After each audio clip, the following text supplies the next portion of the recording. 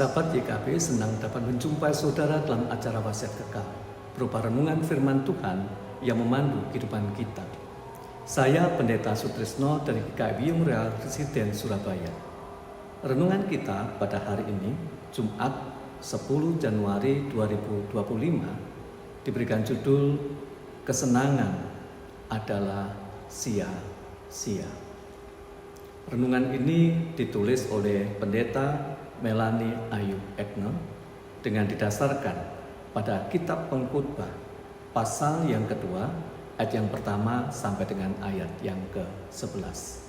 Mari kita bersatu di dalam doa. Ya Allah, sumber firman yang hidup dan yang kekal, kami datang menghadap kehadirat-Mu dengan penuh rasa syukur, sebab Engkau masih mempercayai kami akan firman-Mu. Sehingga oleh karena itulah ketika kami akan membaca dan merenungkan firman-Mu yang tertuliskan dalam Alkitab, maka tolonglah kami agar apa yang kami baca untuk kami renungkan itu dapat kami pahami dengan baik. Dan bila dengan pemahaman yang kami peroleh atas firman itu, kehidupan kami terus diubahkan sehingga semakin lama semakin serupa dengan Engkau. Dalam nama Tuhan kami Yesus Kristus, kami berdoa. Amin. Umat Tuhan yang dikasihi Yesus Kristus, renungan kita pada hari ini akan berpusatkan pada Kitab Pengkhotbah pasal yang kedua, ayat yang ke-11. Pengkhotbah ayat yang ke-2, ayat yang ke-11, saya bacakan dari Alkitab terjemahan edisi kedua, demikian firman Tuhan. Lihatlah, semua itu kesia-siaan dan usaha menjaring angin. Tidak ada yang bermakna di bawah matahari. Umat Tuhan, ada seorang pemuda yang memiliki sebuah obsesi, memiliki sebuah keinginan, bahkan bisa dikatakan juga sebagai sebuah ambisi yang sangat besar. Ia berusaha sekuat tenaga untuk bisa mendapatkan sebuah prestasi dan bahkan mendapatkan beasiswa studi lanjut. Ia juga memiliki sebuah keinginan yang sangat besar untuk bisa bekerja di sebuah perusahaan asing dengan tentunya mendapatkan gaji yang sangat besar. Untuk apa? Supaya ia bisa memiliki apartemen. Itulah sebabnya kemudian dia bekerja dengan keras membanting tulang untuk meraih sukses yang dia inginkan tersebut. Namun tiba-tiba ibu yang ia sangat kasih itu mengalami sakit. Dan sakitnya ternyata sangat parah dan kemudian berujung kepada ibu yang kasih itu meninggal dunia. Saudara, pemuda ini merasa kecewa dan mulai berpikir bahwa apa yang ia upayakan menjadi sia-sia jika ia tidak lagi memiliki kesempatan untuk membahagiakan ibu yang sangat dia kasihi, yang selama ini telah membesarkan dia. Penulis Kitab Pengkhotbah yang kita kenal dengan nama sebagai Raja Salomo adalah seorang yang dikenal sebagai seorang raja yang sedemikian berhikmat.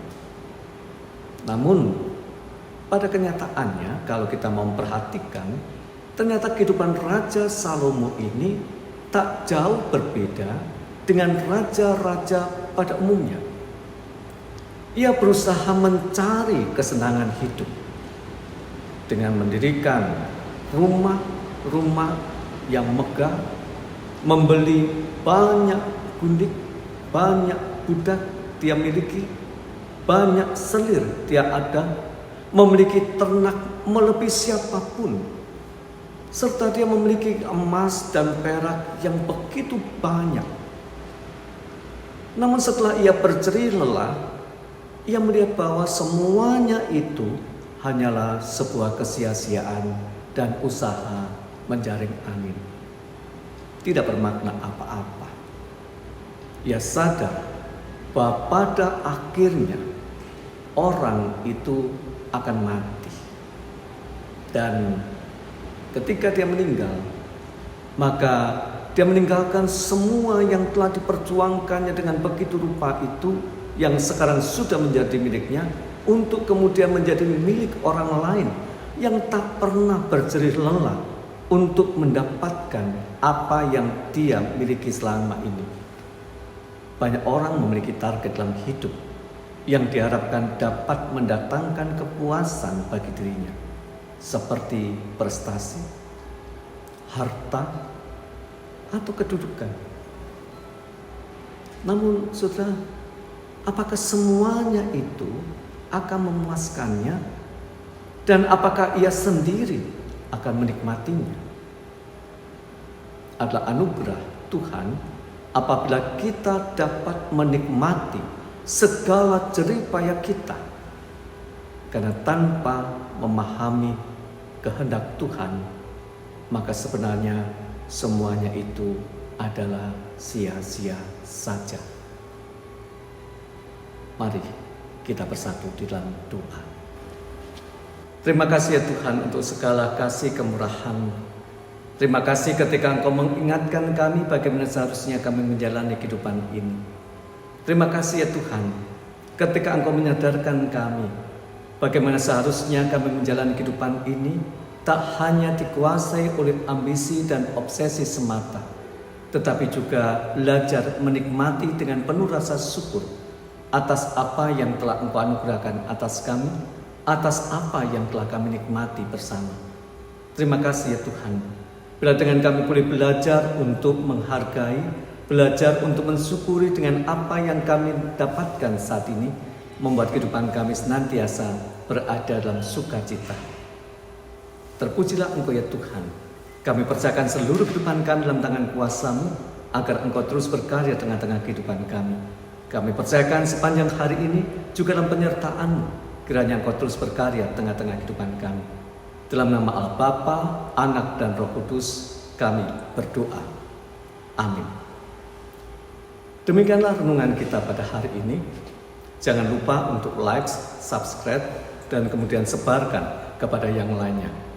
Tuhan memberkati kita semuanya.